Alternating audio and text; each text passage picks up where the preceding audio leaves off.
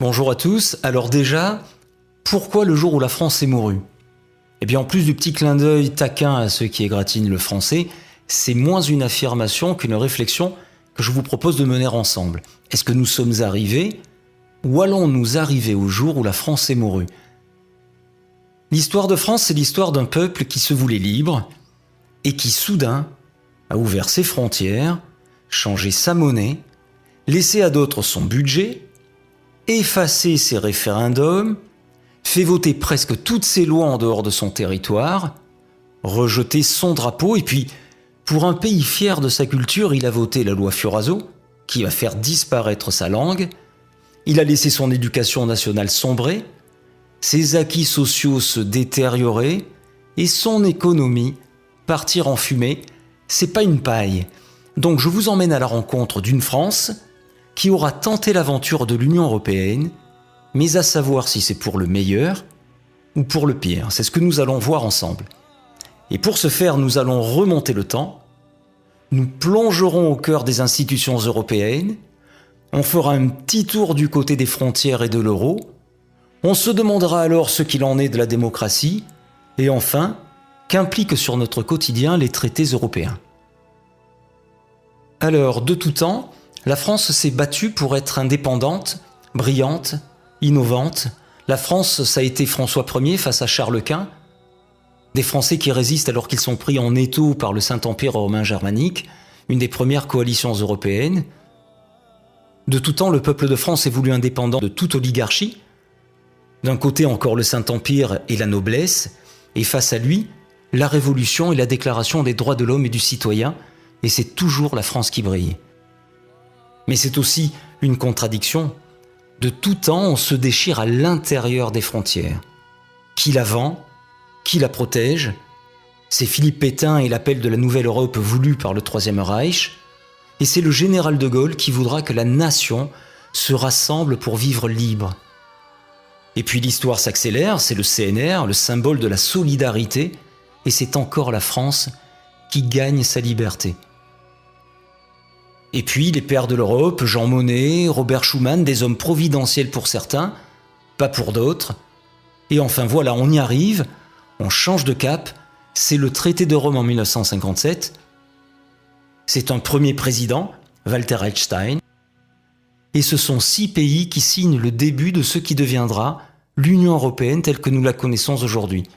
Toute une histoire pour en arriver à ce qu'on nous a vendu comme un rêve, l'Europe des peuples, l'Europe de la paix, le plein emploi et l'indépendance face aux 2 grands blocs, l'Amérique et l'Union soviétique. Donc jusque-là, tout va bien. Sauf que l'histoire a plus d'un tour dans son sac et ça va rebondir, et même très fort. En 2000, nous apprenons que nos pères de l'Europe n'étaient pas si providentiels que ça.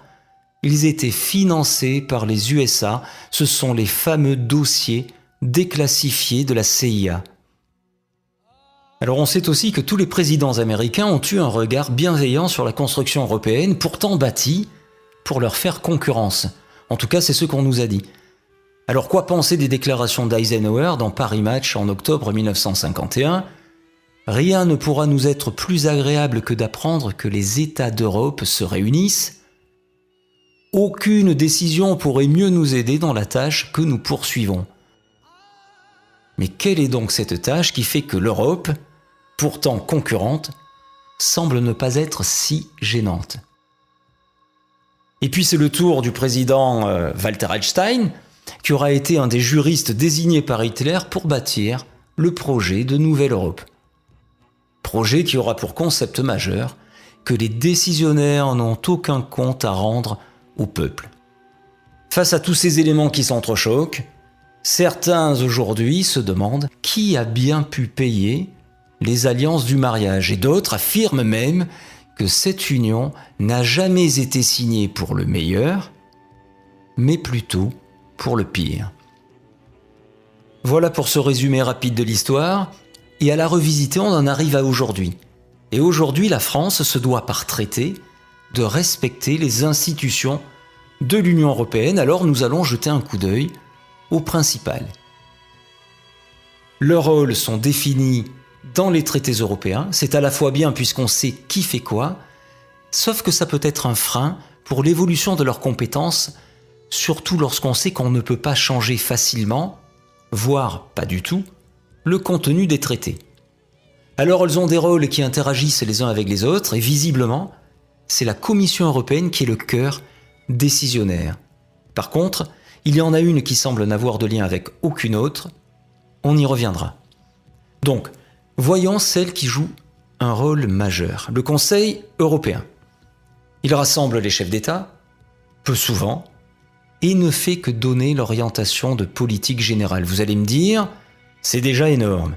Sauf que cette politique, elle est soumise à la direction donnée par les traités européens. Donc, c'est un frein à la liberté des chefs d'État de débattre de tout ce qui n'est pas contenu dans les traités. Et en ce qui nous concerne, qu'on l'aime ou qu'on ne l'aime pas, c'est pas le problème. C'est donc un frein pour la politique menée par notre président de la République en France. Il n'a pas vraiment d'alternative. Soit il suit les directives européennes, soit il décide de quitter l'Union. Alors ensuite, le Conseil de l'Union européenne, qu'on appelle aussi le Conseil, lui, il travaille en collaboration étroite avec le Parlement. Il regroupe un représentant de chaque ministère par État membre. Il s'occupe du budget et c'est lui qui vote les lois après donc discussion avec le Parlement.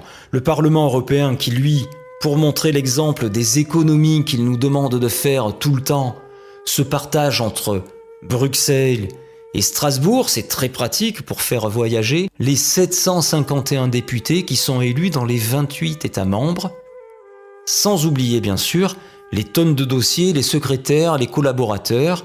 Ces députés, ceux pour qui l'on vote lors des élections européennes, ne sont en fait que consultés.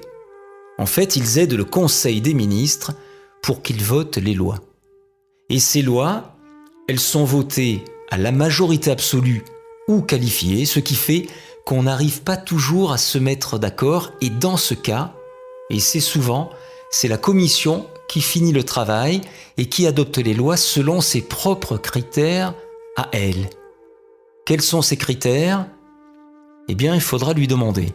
Donc on sait qui vote vraiment les lois, mais qui les propose quand on sait que les députés, c'est-à-dire le peuple, ne peuvent pas le faire ? Eh bien, la Commission européenne, ou Commission. Elle regroupe le président, actuellement c'est Jean-Claude Juncker, 28 commissaires, un par État, qui eux ne sont élus par personne, c'est-à-dire ils sont choisis selon leur qualité. Mais la notion de qualité, eh bien ça, il faut aussi le demander à la Commission. Alors, son rôle, c'est faire appliquer les lois et le budget. Ça, c'est l'exécutif, comme en France.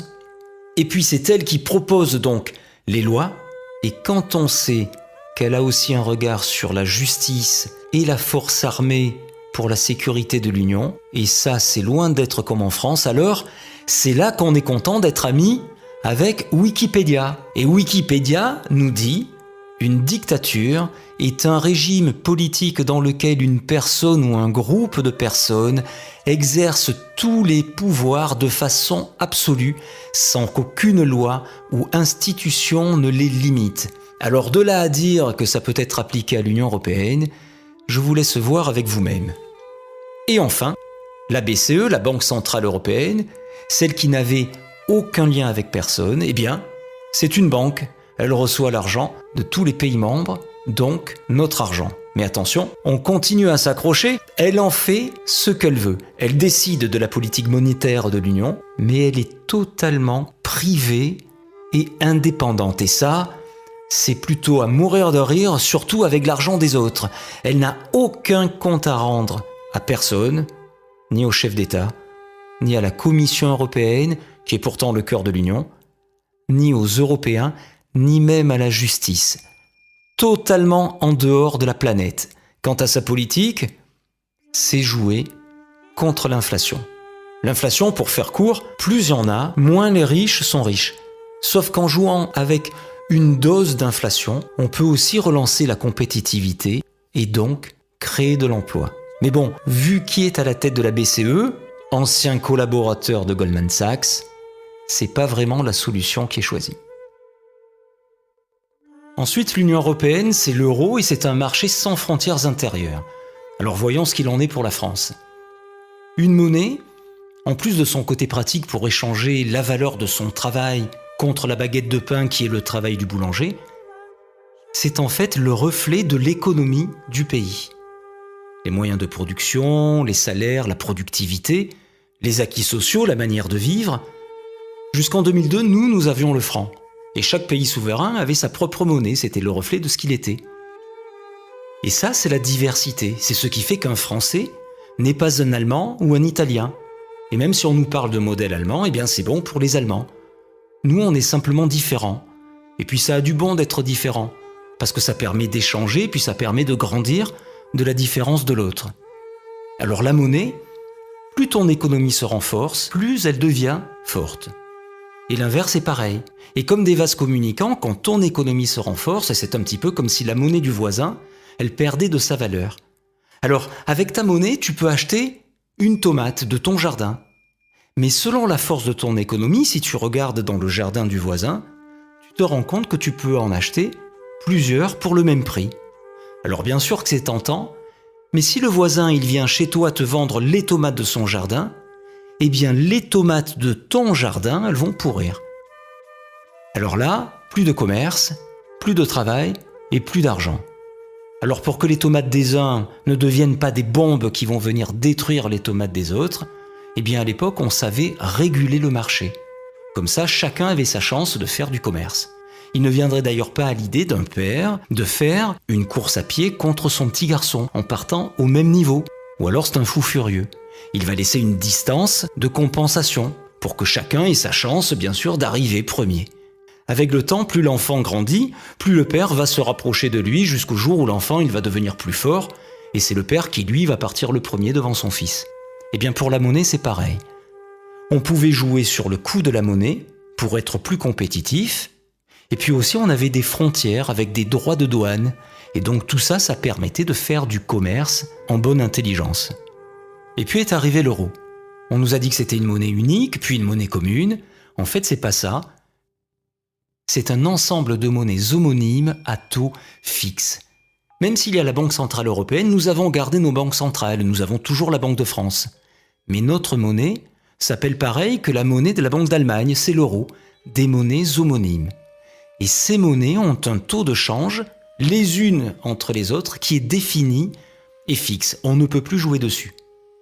Alors, vu que nous avons des économies toujours différentes, nous l'avons vu, l'euro coûte plus ou moins cher selon les pays. Mais alors, comment faire pour ajuster nos différentes économies pour pas que la tomate de l'autre ne devienne une bombe pour ma tomate à moi? On ne peut plus ajuster le coût de la monnaie, il n'y a plus de frontières. Eh bien, la seule variable d'ajustement que nous laisse ce système, c'est l'humain.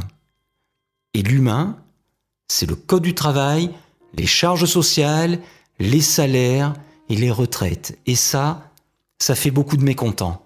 Pourtant, Jacques Attali, qui est présenté tout le temps à la télévision comme un grand économiste, disait dans les années 90, lorsque le traité de Maastricht sera appliqué, il est évident qu'il y aura une très forte croissance qui en découlera. Eh bien, voyons s'il est aussi fort que ça avec le reflet économique et social entre 2002, date de l'introduction de l'euro, et 2013. 57,14% de chômeurs en plus dans la zone euro, de plus en plus de pauvres et de très pauvres en France. Et par jour, 600 emplois industriels qui disparaissent, une usine qui ferme et 700 Français qui tombent sous le seuil de pauvreté. Donc, n'en déplaise à Jacques Attali, la zone euro aura toujours été classée dans les dernières zones économiques au monde, comme en 2013, où elle aura eu un taux de croissance de 0,8%. Alors face à tous ces éléments, est-ce que ça serait un réel cataclysme de quitter la zone euro? Est-ce que l'euro est une bonne chose ou pas pour nous? À vous de voir. Alors maintenant, on va se pencher sur l'aspect démocratique de l'Union européenne, à savoir que je vais mettre de côté le débat des différentes déclinaisons de la démocratie, je ne vais garder que l'idée de gouvernance représentative, c'est-à-dire trouver la meilleure manière de gouverner pour que les citoyens se sentent représentés. Alors à la base de notre République, il y a Montesquieu. Et pour Montesquieu, les différents pouvoirs sont séparés. D'un côté, l'exécutif, au gouvernement, le législatif, c'est le peuple, et le judiciaire, totalement indépendant, ce sont les juges. Et là, on a vu que ça n'est pas la manière de procéder de l'Union européenne. Et puis l'article 1er du pacte de l'ONU qui impose le droit inaliénable des peuples à disposer d'eux-mêmes. Donc, voyons ce qu'il en est. Est-ce qu'on nous a demandé, en 59 ans, depuis le traité de Rome, si nous voulions appartenir à l'Union européenne? Alors pour le traité de Rome, c'est clair, il n'y a pas eu de référendum. Le premier référendum, c'est le traité de Maastricht en 1992. La question était de savoir si nous voulions de l'euro, mais pas si nous voulions appartenir à l'Union. On a dit oui, mais si nous avions répondu non, nous n'aurions pas eu l'euro, mais nous aurions été quand même dans l'Union européenne. Ensuite, un second référendum, c'est en 2005, la Constitution européenne. 55% des Français disent non, mais la question n'est toujours pas « est-ce que vous voulez de l'Union européenne ?» Et puis 3 ans après, la démocratie va encore plus souffrir, c'est le traité de Lisbonne, celui qui est imposé par la majorité de nos représentants, tous partis confondus, ou presque. Le traité de Lisbonne, c'est la Constitution que l'on a rejetée, mais dont les numéros des articles ont été intervertis. Le 104 qui devient le 181 et qui devient le 123. Là non plus, on ne nous a pas demandé si nous voulions appartenir à l'Union européenne. D'ailleurs, nous y sommes toujours. Mais il n'y a pas que les référendums. Madame Viviane Reding, vice-présidente de l'Union européenne, va déclarer en 2012 devant nos députés « Il faut lentement mais sûrement comprendre qu'il n'y a plus de politique intérieure nationale. » Alors ce qui veut dire que nos députés ne servent plus à rien, qu'ils ne nous représentent plus. Pourtant, la Déclaration des droits de l'homme et du citoyen de 1789 dit que la nation, c'est le peuple, c'est nous. Donc pour l'Union européenne, il n'y a plus de nation et donc il n'y a plus de peuple français. Ensuite, Jean-Claude Juncker, l'actuel président de la Commission, lui, il dira en pleine crise grecque en 2015 « Il ne peut y avoir de choix démocratique contre les traités européens ». Alors je peux me poser la question, s'il n'y a pas de choix démocratique, Jean-Claude, il y a donc ? Eh bien, il y a donc l'inverse, et nous savons tous ce qu'est l'inverse de la démocratie. Et puis pour finir, un dernier exemple avec Helmut Kohl, qui fut chancelier allemand, mais surtout qui fut à l'origine du traité de Maastricht. « Je n'ai pas soumis l'euro à référendum en Allemagne, car il va de soi que je l'aurais perdu. Je me suis comporté comme un dictateur. Merci Helmut. » Alors, face à tout ça, et ce ne sont que des faits, à nous de savoir si cette construction européenne nous est imposée pour notre bien, ou s'il faut s'en inquiéter. Alors, voyons qu'est-ce qu'il en est pour la France de nos jours. Pour ce faire, on va s'attarder un instant sur la loi NOTRe, la nouvelle organisation territoriale de la République. C'est une loi récente, elle a été appliquée en partie en janvier 2016 et c'est elle qui aura regroupé, entre autres, nos régions. Alors pour regrouper des territoires ou changer leurs frontières, jusqu'à présent il fallait s'en référer au Code général des collectivités territoriales et donc aux citoyens. Sauf que cette fois-ci, on ne nous a rien demandé. Alors pourquoi ?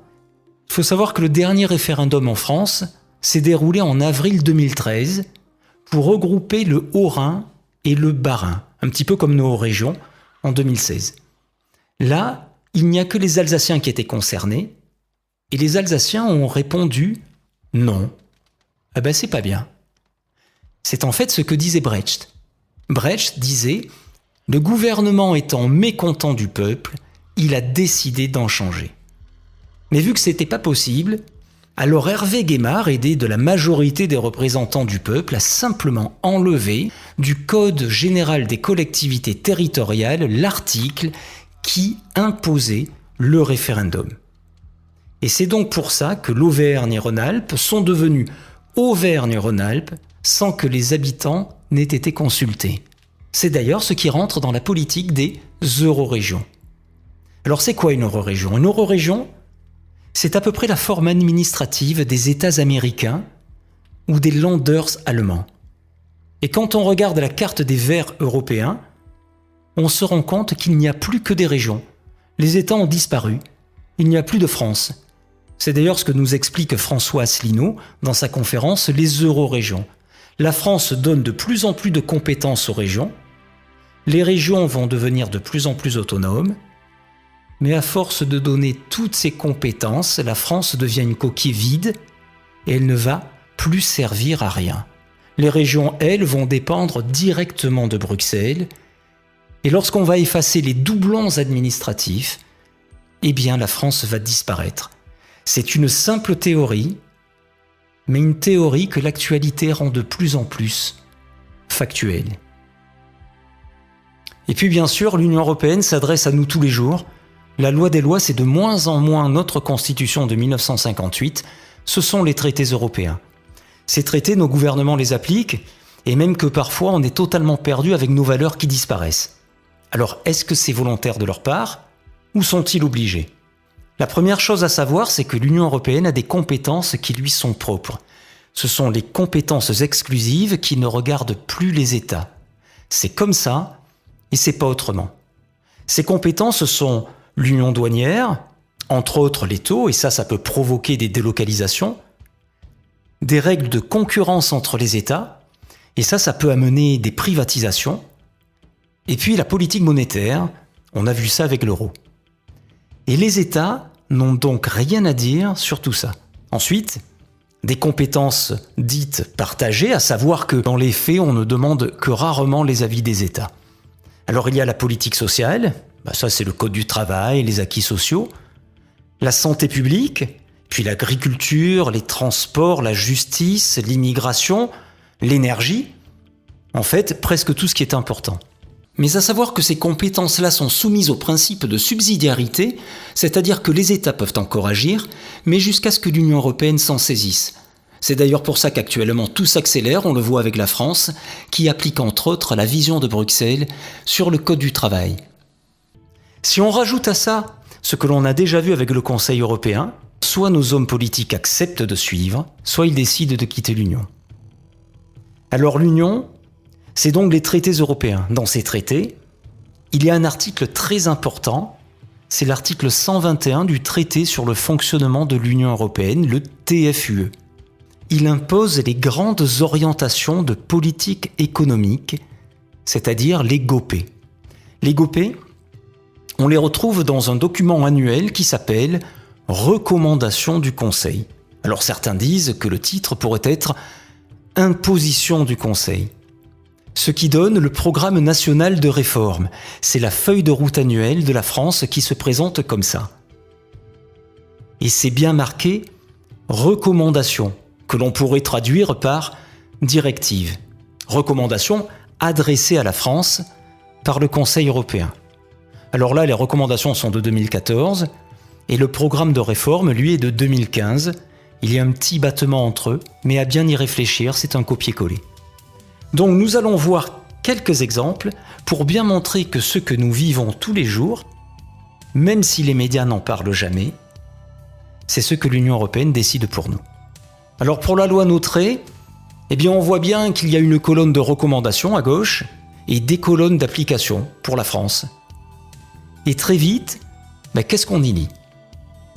Décentralisation d'un côté, création de régions européennes et division par deux des régions, c'est ce qu'on a abordé tout à l'heure.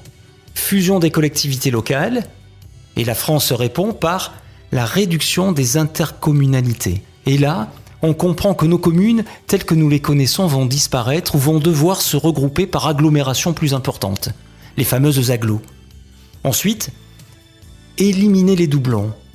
Et on lit transfert de compétences des départements. Et là, en plus des communes, ce sont les départements qui vont donner leurs compétences à la fois aux régions au-dessus et aux agglos en dessous. Et puisqu'il faut éliminer les doublons, alors les départements vont disparaître.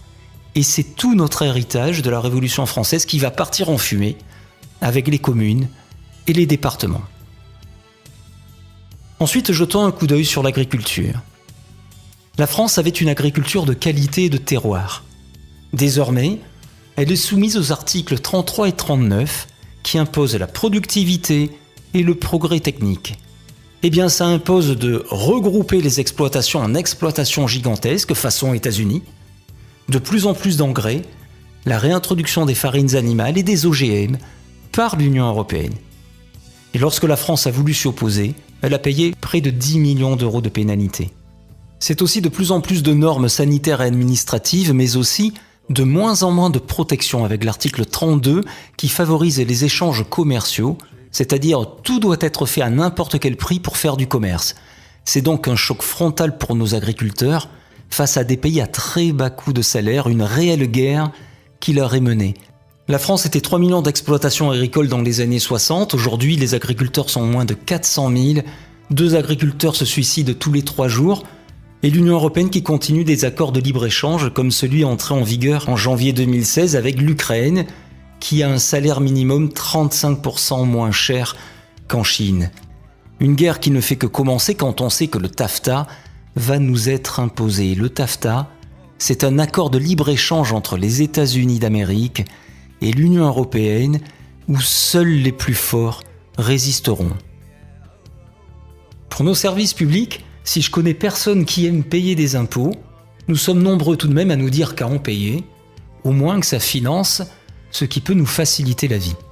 Alors on a beau critiquer nos fonctionnaires, ou nous faire critiquer nos fonctionnaires, comme pour mieux les faire disparaître, un facteur, c'est du lien social.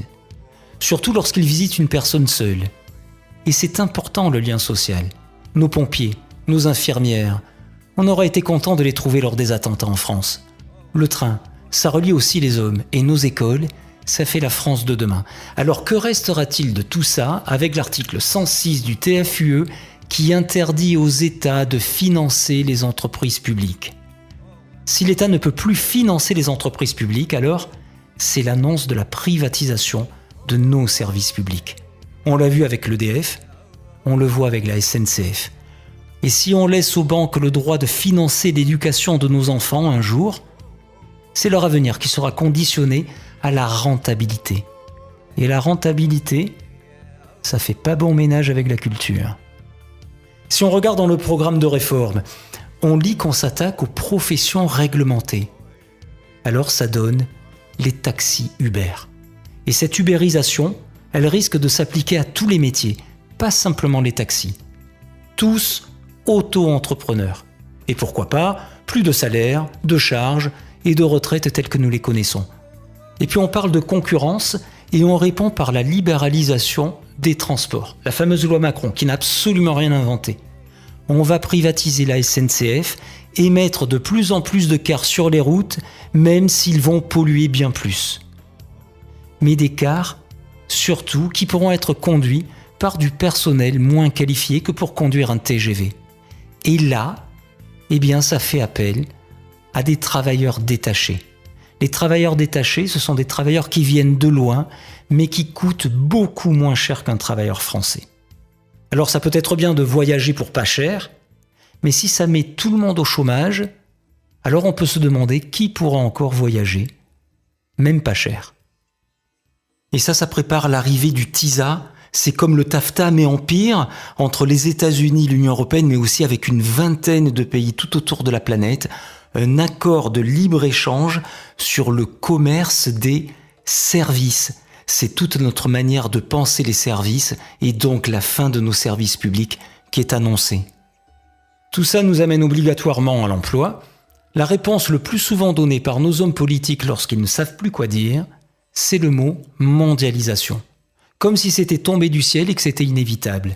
Sauf que la mondialisation, ce n'est autre qu'un ensemble de lois qui dérégulent tout ce qui nous protégeait auparavant, mais qui, bien entendu, limitaient les profits. Donc, entre autres, les traités européens nous imposent l'article 26. L'Union européenne est un espace de libre-échange, c'est-à-dire on fait ce qu'on veut, et non faussé, c'est-à-dire que les États n'interviennent plus d'aide. L'article 32, on l'a déjà vu, pour les échanges commerciaux avec les États membres, c'est-à-dire les 28 États de l'Union européenne, mais aussi les pays tiers, c'est-à-dire tout le reste de la planète, et même la Chine. Le principal, c'est le commerce. Mais qu'en est-il des acquis sociaux et du niveau de vie des travailleurs ? Mais aussi l'article 63, lui c'est le plus intéressant. Toute restriction de mouvement de capitaux est interdite. C'est-à-dire que si j'ai une usine en France, si je la vends, personne ne m'interdira de prendre l'argent pour aller construire une autre usine dans un pays comme la Pologne où le coût de travail est beaucoup moins cher. En fait, l'article 63 interdit d'interdire les délocalisations. C'est d'ailleurs l'exemple de Florange et Gandrange, les usines d'ArcelorMittal. La droite et la gauche auront eu chacun la leur, et ils nous auront tous dit qu'ils allaient se battre contre les délocalisations. Ils se sont même fait élire sur ce thème. Peut-être qu'ils avaient dû rater les cours où l'on parlait de l'article 63, ou alors ils savaient, mais alors là ils nous ont menti. Quoi qu'il en soit, les usines ont été délocalisées. Alors quand on sait tout ça, et que le SMIC de la Bulgarie est de 173 € par mois, alors pour être moderne, je dis, c'est pas lol. Ensuite, l'Union européenne vient nous parler de restrictions de retraite alors que ces articles organisent la fuite de notre industrie et de nos emplois. Et la France répond par des hausses de cotisations de retraite et d'une plus longue durée de cotisation. Alors pour créer de l'emploi, on va baisser les allocations chômage, comme si ça avait un lien, et on va faciliter les petits boulots, donc précaires. Et comme si ça ne suffisait pas pour des Français qui se paupérisent, on va s'attaquer aux prestations sociales et au remboursement de santé. La santé étant d'autre part, il faut le savoir, soumise à 2 articles des traités européens qui évoquent des impératifs de rentabilité. Alors est-ce que ça annonce la privatisation de la sécurité sociale ? En tout cas, c'est une explication à la baisse des remboursements. Ensuite, très vite pour montrer que la loi s'applique bien entendu à tous les secteurs, l'immigration. Alors on sait que ça fait de l'audimat, on sait que c'est un bon thème pour les élections, mais on oublie surtout qu'on parle d'humain et que ça crée de la misère, de l'exaspération autant chez ceux qui arrivent que chez ceux qui vivent déjà ici et qu'on n'écoute plus jamais. On le voit avec les événements de Calais, on le voit avec les événements des migrants. Mais que fait le gouvernement ? C'est ce que j'entends tout le temps dire. Eh bien, rien. Puisque ce sont 4 articles des traités européens qui décident des entrées et des sorties du territoire, du regroupement familial, du droit d'asile et des expulsions du territoire. Donc ceux qui vous disent qu'ils vont agir contre l'immigration sans vouloir sortir de l'Union européenne, et donc de ces articles-là, ne vous disent pas la vérité. Alors bien sûr, il y aura toujours ceux qui vous diront « oui, mais tu comprends », en fait les beaux parleurs qui surtout ne connaissent pas l'histoire, et l'histoire récente, c'est le président Sarkozy en 2010 qui aura voulu renvoyer les Roms dans leur pays d'origine. Alors Viviane Reding, qui s'occupait à l'époque de ces affaires-là pour la Commission européenne, aura dit non, et ce fut non. Point à la ligne, tout le reste n'est que bavardage. Alors on va finir avec la sécurité nationale. Est-ce que l'Europe est toujours synonyme de paix ? Eh bien c'est l'article 42 du traité sur l'Union européenne, le TUE, qui impose l'OTAN comme garant de la sécurité de l'Union. C'est tout de même insolite pour une Union européenne qui a été bâtie pour faire rempart aux grands blocs étrangers. Parce que l'OTAN, c'est tout de même Washington. Et que la politique étrangère des USA, elle se définit par ce qu'on appelle le choc des civilisations.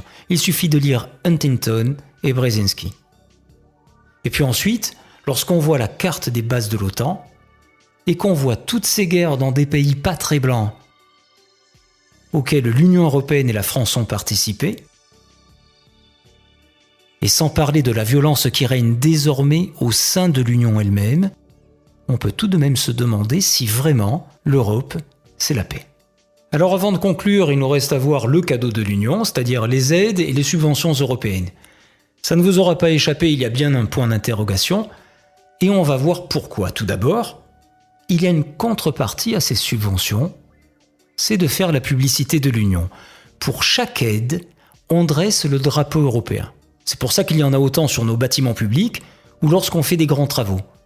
Alors il est vrai que nous recevons différentes aides de l'Union européenne. La PAC, la politique agricole commune, le FSE, le Fonds social européen, le Fonds FEDER pour les entreprises et les formations. Mais il y a un détail qu'il ne faut pas oublier, c'est que la France est le second contributeur net de l'Union européenne, c'est-à-dire qu'on donne plus à l'Union qu'elle nous en reverse. Dès qu'il y a de l'argent distribué quelque part par l'Union, c'est-à-dire en Grèce ou même en Ukraine, malgré son gouvernement composé d'un tiers de partis néo-nazis, eh bien 16% sont payés par la France. Chaque année, la France donne à peu près 24 milliards d'euros à l'Union européenne, qui nous rend de notre argent à peu près 15 milliards, les fameuses aides qu'on vient de voir. Et lorsqu'on fait la balance, la France perd 9 milliards. Alors, lorsqu'on perd 9 milliards, est-ce qu'on peut dire que l'Union nous donne des aides ? Certains même disent que si nous quittions l'Union européenne là, maintenant, nous pourrions donner les mêmes subventions à tout le monde, mais que nous aurions en plus 9 milliards par an pour aider nos écoles, nos hôpitaux et nos services publics. Par contre, ce qui est plus sûr, c'est que le véritable cadeau de l'Union européenne, mais à l'envers, c'est une inflation normative. De plus en plus de normes sur tout. Ce sont les fameuses normes européennes. Alors pour conclure, face à tout ça, il semble y avoir de plus en plus de questionnements et de plus en plus de colère qui s'expriment. Il y a aussi des partis que l'on appelle souverainistes, qui sont eurocritiques, comme le Front de gauche, le Front national, jusqu'au petit parti de Debout la France. Eux, ils ne veulent pas quitter l'Union européenne, mais ils veulent la faire changer. Ils en appellent à un rapport de force entre la France et l'Union européenne qui ne pourrait en fait que plier. Mais il y a deux autres partis, le PRCF, communiste, et l'UPR, l'Union populaire républicaine, le plus gros et le plus actif, qui eux disent que c'est impossible. On ne peut pas changer une seule ligne des traités européens car nous sommes soumis à l'article 48 du TUE. Ce qui veut dire que tout ce que l'on a vu est soumis à la loi de l'unanimité. Et donc il faudrait que les 28 États membres, pas tous moins un, tous, qui ont pourtant des intérêts totalement divergents, se mettent tous d'accord au même moment sur un même point, et en plus que ce soit dans la direction qui nous intéresse à nous les Français. Eh bien l'UPR dit que ce serait bien plus difficile que de gagner à l'euro-million.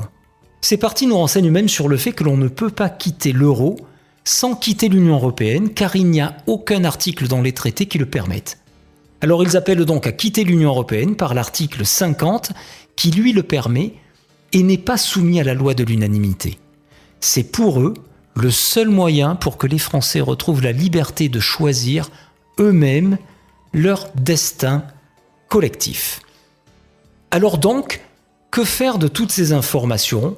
Eh bien, tout cela vous appartient. Pour ma part, j'aime à me rappeler ce que nous dit le grand psychologue en communication non violente, Thomas Dansbourg, lorsqu'il cite l'école de Palo Alto. Lorsqu'on fait ce qu'on a toujours fait, on obtient ce que l'on a toujours obtenu, comme pour mieux nous pousser à faire évoluer notre manière de penser.